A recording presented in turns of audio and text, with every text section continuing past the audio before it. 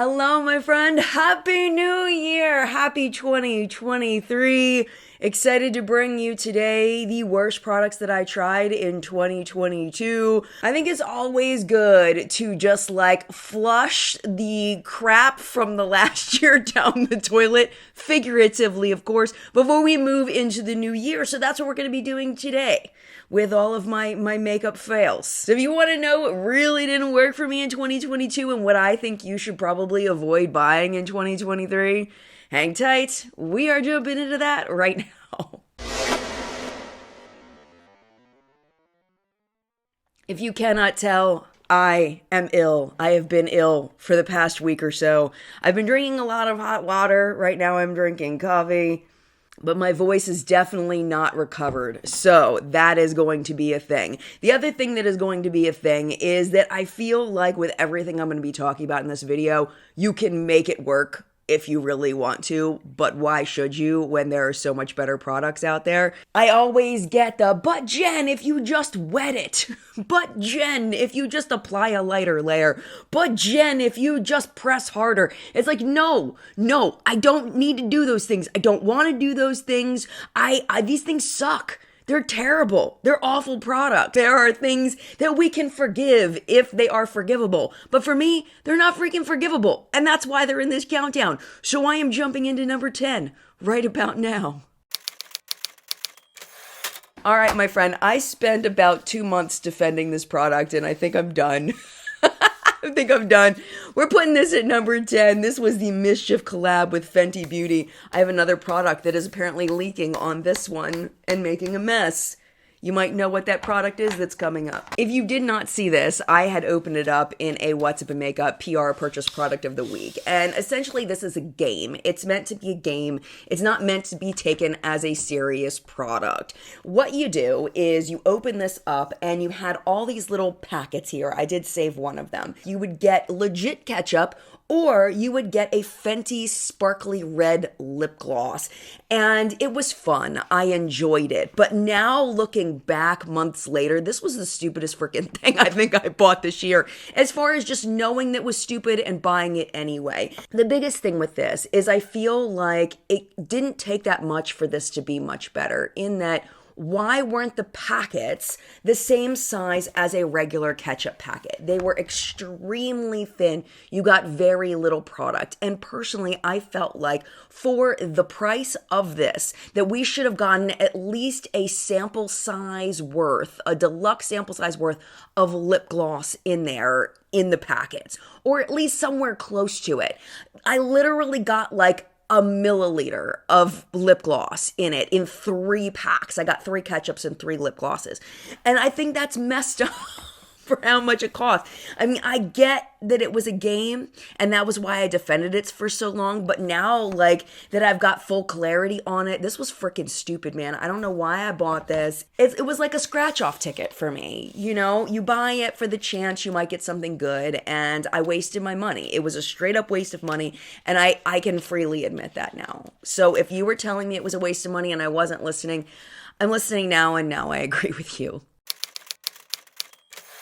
If you did not know, Harry Styles launched a nail polish and makeup collection this year, and I think Harry Styles is freaking adorable. I do. I think he's adorable. I love that he lives outside of gender norms and just does whatever he wants to do. He seems to own who he is as a person, and I freaking love that. So therefore, I wanted to try something from his makeup line because I was like, maybe this is just as cool and out of the box as he is. And I bought the primer. This is the Illuminating primer by his brand called Pleasing, and this is crap. It is expensive and it's crap. What it does have going for it is that it is very pretty. I love how the little bally guys are suspended in this liquid. It's so pretty, but it is crap. Let me show you what it looks like when you pump it out. It literally looks like something inappropriate. Look at it. It's disgusting looking, and it's clumpy and nasty. Did anybody try this before they allowed it to go to market? I don't know. If you really rub it in, it provides a light, luminous effect. But what I find with this is it does pretty much disappear underneath any foundation. So if you're going to use this over bare skin as just like a little bit of glow on the high points of your face, like I get it, there's a way to use it, but I don't think that this is something you need to run out and get. I don't think that it is worth the price. It doesn't make my makeup last longer in any way. It just is relatively useless in my opinion, and it's gross looking. So therefore, this was at number 9. I talked about this quite a bit last month. You all know how much I loved quite a few of the products from the Wet n Wild Peanuts collection. This one was by far my least favorite because 2 of the products in here are not functional at all. They just suck, and it's the highlighters. For this one in particular, this one you really have to dig to get it to do anything. This one here is a little bit better. It does have kind of a wash of gold color, but it is not the Wet n Wild highlighter quality that I'm used to, and the lasting power is atrocious. This one doesn't even show up at all, so we can't even talk about lasting power there. But this one, the lasting power is really bad. I will say that the blushes are pretty good. I do like the mauvey one better than the pink one. They're pretty good, but again, I don't feel like they're the same Wet n Wild blush and highlighter formula that we're used to in the regular season, and that just pisses me off to no end. I feel like we are a brand, and you make a certain type of product. When someone buys that product, no matter the packaging, it should be consistent in the formula and the quality. And I feel like this is just not it, and it's so freaking disappointing. I already swatched it for you. See, I didn't even remember I swatched it because you can't freaking see it. So yeah, really disappointed in this, even though I absolutely loved the eyeliner. I really liked the eyeshadow palette. This was a big, huge freaking fail. For number 7, I couldn't decide which Jones Road product I hated more. So therefore, we're going to talk about both of them. Let's talk about the less offensive one, in my opinion. This is the Jones Road Cool Gloss. The thing about this is it's beautiful. It's a gorgeous, gorgeous freaking gloss. It's beautiful. I have no complaints as far as the application of it, the creaminess, the way that it looks on the lips. It's beautiful. It smells atrocious. Like how? It's like minty plastic cheap. Like I got this at the bargain rack at TJ Maxx. Like it smells terrible. And this is not a cheap lip gloss. It's not. And it's made by a professional makeup artist. And I just don't get it. It's freaking terrible as far as the smell of it. So this one's probably the less offensive one, but I feel like I wanted to mention it. Now the one that's more offensive is, you probably know, it's the foundation. This stuff, okay, so there's one positive on this. The only positive that I have about this Jones Road foundation is that once you get it on your face, if you apply it correctly, it can be quite pretty. It really can. It can be quite pretty. But this, my friend, this is not pretty. Last time when I reviewed this, I took a picture of it, and I'm going to do the same thing because I can't even tip it up because it's so oily. All right. I have found my phone. Let me take a picture. Ready? 1, 2, 3. Okay, it's disgusting. It's absolutely disgusting. If it was in some kind of like shaker bottle where you could shake it easily, I would have zero problem with this product. But it gets freaking everywhere. Like no matter where I set this thing, no matter how much I feel like I clean it up, it's disgusting. I have this little spatula guy and I don't know where I got it from, but that's what I use to stir it up before I'm going to use it. My other issue with this, besides the fact that it just looks disgusting in the container, is that it smells really strong. Like I can smell it from here. This like chemically floral kind of scent. Like you walk by like a candle store or something like that and you're like, ooh, it's too strong. I can't go in there. Yeah, you don't want this because it is so strong. All right, I've finally gotten it to the right consistency and now I can show you what it looks like once you stirred it up. See, it looks nice, but they needed some kind of ingredient so that it would stay like that without compromising the formula as far as the way that it applies. I don't know what that is. I'm not a cosmetic chemist, but I feel like that's something that they could have done. And I imagine what they're probably going to do, and we'll see whether this actually happens, is that they will reformulate this exact same product and they will put it in some kind of pump container and they will remarket this as something completely different because it is a very nice formula as far as the way that it looks. It gives a nice light coverage. It's pretty, but there are way too many negatives on this one and it's just a huge freaking no from me. Next up, two brow products. This is the less offensive brow product. This is the Microblade Brow by Ciate. And really the problem with this is it doesn't freaking work. Let me show you the tip. So it's one of these that they've tried to market for a couple of years, these like marker tips. It's got 3 little points there. And let me show you. Where is the product? There it is. It's finally flowing a little bit. You put this through the brows and it instantly disappears. It does not work. It smudges. It is not a functional product. It doesn't work. And that's what it comes down to is I need a brow product to work. And this one doesn't. Sorry, Ciate. This was a new release by Benefit. This was one I was very excited about. This is the Gimme Brow Volumizing Pencil. And the idea behind this is that it is supposed to have little fibers within the pencil that end up kind of adhering to your brow and giving you a more full brow look. First thing I noticed when I got this was that I had to scrub to get the color to go onto my brows. And in that, it was pulling brow hairs out, which is very counterproductive. The longer I've had it open, check this out. It's like invisible ink. Let me go ahead and sharpen it. So what you have to do is you just have to constantly sharpen it is what it comes down to, or else you're not going to have any pigment on your brow pencil. So once I sharpen it, of course, now I'm going to get some pigment. But if you're one that doesn't use a brow pencil that often, you're really going to be disappointed how often you need to sharpen this and also waste product. What this has going for it is the spoolie is quite nice. It's a spoolie though. So yeah, this is a no for me, will not be repurchasing. And the other thing is I don't see any like mini little hairs or whatever, like the whole volumizing thing it advertises. Didn't see any of that at all. So it's just a crappy brow pencil, unfortunately. Benefit has so many good brow pencils. Don't get that one. Get a different one. Now, this one was so offensive to me that I threw it away. It no longer exists. This is, I'll put a picture up for you, the Ulta Twisted Volume Mascara. Okay, so the idea is that you are supposed to be able to twist it, and it gives you more volume the more you twist it. That's a lie. It's not real. It's just a gimmick. It's fake. The other thing about this that makes it offensive is that it stabs you under the eyelid. Like, it is so pokey and uncomfortable and stabby and terrible. So not only is it ineffective, gimmicky, doesn't do what it says it's going to do, it also stabs you, which is a negative for me. I mean, they got me to buy it through the gimmick, so like I get why they did it, but I wish it had just been executed just a little bit better. Another product I absolutely hated this year at number 3 is from the brand Refy. It is the first product I bought from Refy. It makes me not want to buy anything from them because it's like, I don't know, I feel like every product especially from a new brand needs to be nailed. You know, like you have to nail it because it's going to create this feeling about the brand in the person's head, and you're not going to, like, it's going to be there forever, and it's going to take a while to unlearn the negative.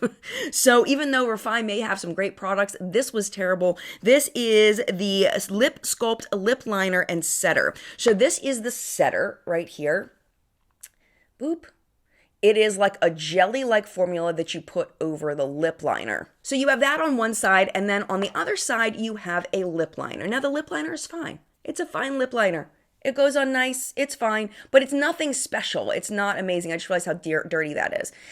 It's not amazing. It's just a normal lip pencil that works fine. It does what it's supposed to do. The big problem with this is the compatibility of the two formulas. If you do it right, it's fine. If you deviate from the correct in any way, it's going to be disgusting.